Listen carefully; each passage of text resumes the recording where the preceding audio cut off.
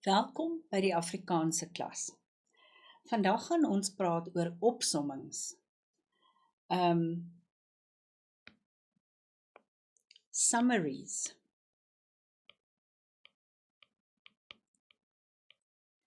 En ons gaan net 'n review doen. Ons gaan oorsigtelik daarna kyk. Kom ons kyk gou-gou, wat is die definisie van 'n opsomming? Because if you understand that, it will probably help you to be more successful in doing this. Dis 'n vereenvoudigde, wat beteken 'n simpel, gekondenseerde, condensed version of a text, a piece of reading. So the object of the exercise is to minimize the number of words that you are using to summarize. So daarom werk jy met hoofpunte.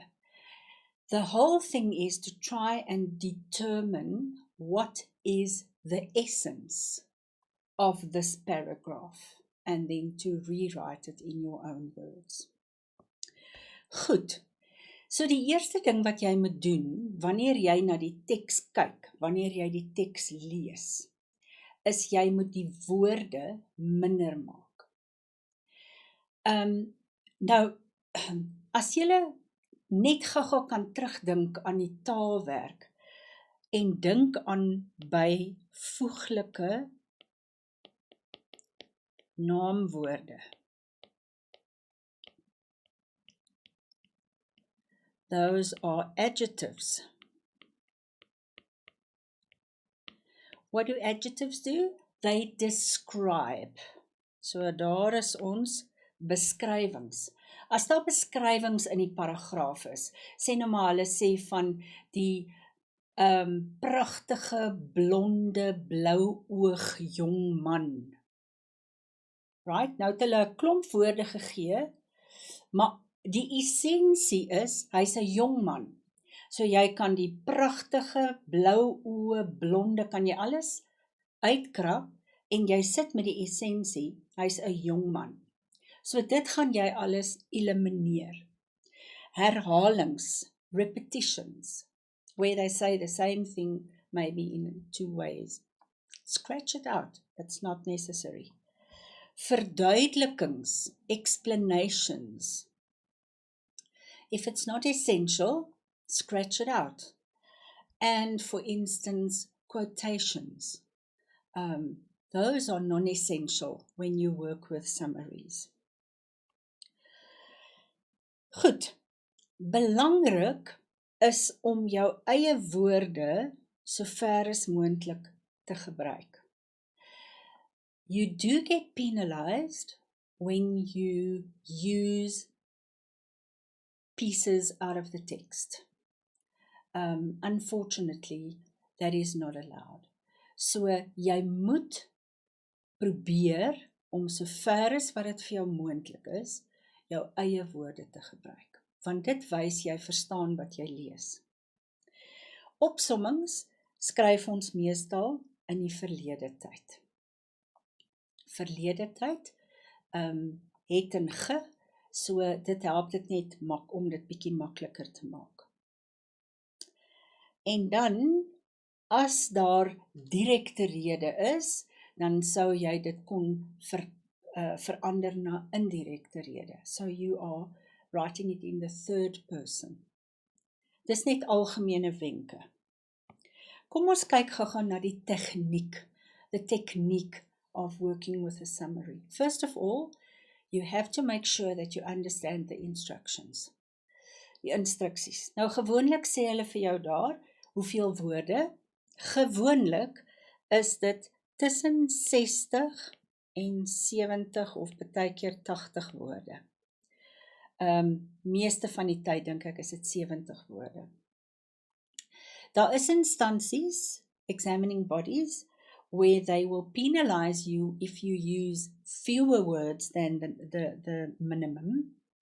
And in most instances, if you use more than 70 words, the rule is you finish that sentence.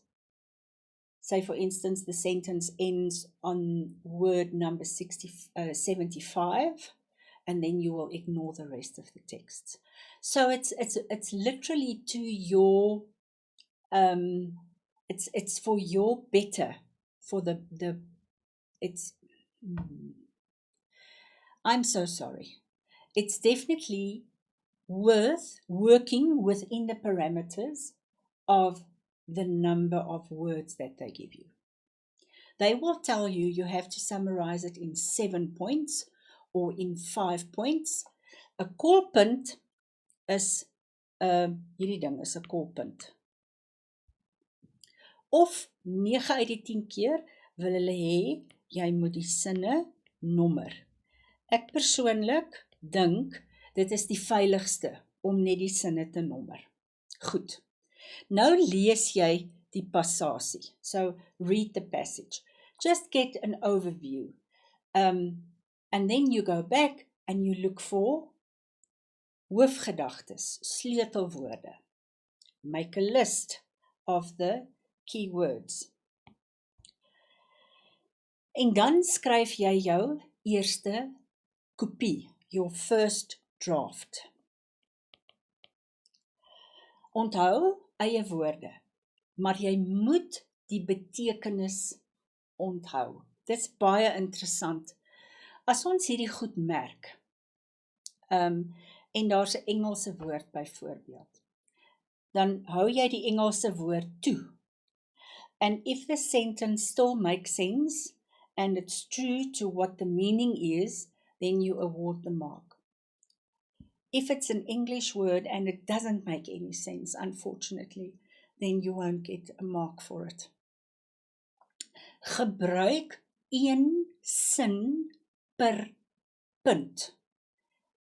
It's not always per paragraph, because sometimes they will address 2 points in the same paragraph. But you cannot write more than one sentence about the 1 point that you need to summarize. What you can do is to use conjunctions, voegwoorde. Sê nou maar jy het 'n sin soos, die shampoo laat jou hare blink en sag voel. There's my conjunction, and I've combined 2 thoughts about the shampoo, but it's still 1 sentence. You have to make sure that you count your words, and believe me, when we mark this, we verify the number of words.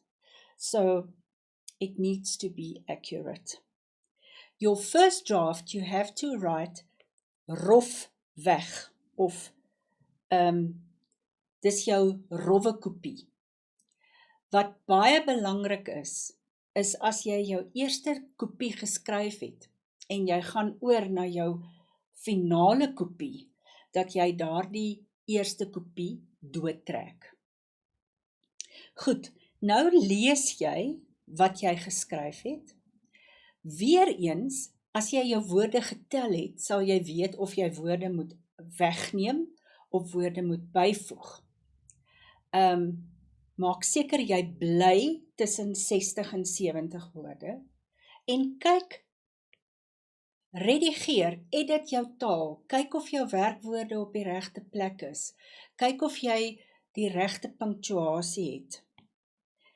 En dan skryf jy jou finale kopie, en jy merk dit baie duidelik, finale kopie, en jy, kan ek net gou teruggaan, jy gaan dan nou, hier as jy jou eerste kopie geskryf het, gaan jy dit doodtrek, sodat die persoon wat jou werk assesseer, nie jou eerste kopie lees en dan agterkom, maar dit was eintlik nou nie die finale werk nie.